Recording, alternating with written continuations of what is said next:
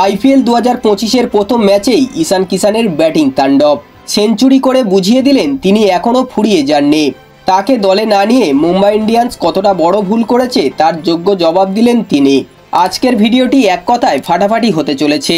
আপনারা যারা যারা আইপিএলকে ভালোবাসেন ভিডিওটিতে লাইক দিয়ে চ্যানেলটি সাবস্ক্রাইব করে ভিডিওটি সম্পূর্ণ দেখতে থাকুন। চলুন ভিডিওটি শুরু করা যাক। ট্যালেন্টের কোনো অভাব ছিল না। একদিনের ক্রিকেটে দেশের হয়ে করেছিলেন ডবল সেঞ্চুরি, খেলেছিলেন একাধিক ম্যাচ উইনিং ম্যাচ, কিন্তু অবাধ্য হওয়ার কারণে জাতীয় দল থেকে বাদ পড়েছিলেন ঈশান কিষান। দল থেকে বাদ পড়ার পর ঘরোয়া ক্রিকেটেও তেমন ছন্দে পাওয়া যায়নি ঈশান কিষানকে। মুম্বাই ইন্ডিয়ান্স রিটেন না করায় নিলাম টেবিল থেকে তাকে দলে নেয় সানরাইজার্স হায়দ্রাবাদ। আইপিএল 2025-এর প্রথম ম্যাচেই বিধ্বংসী সেঞ্চুরি করে ঈশান কিষান বুঝিয়ে দিলেন তিনি এখনও ফুরিয়ে যাননি।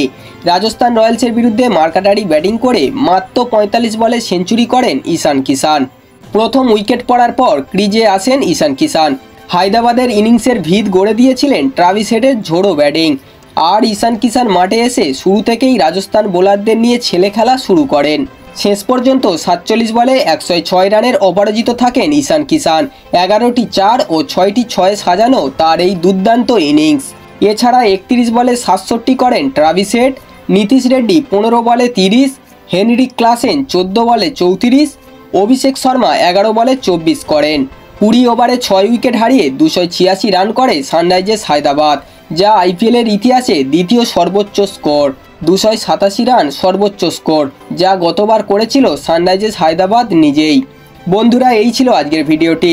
সানরাইজার্স হায়দ্রাবাদের এই মার্কাটারি ইনিংস আপনাদের কেমন লাগলো অবশ্যই কমেন্ট করে জানাবেন।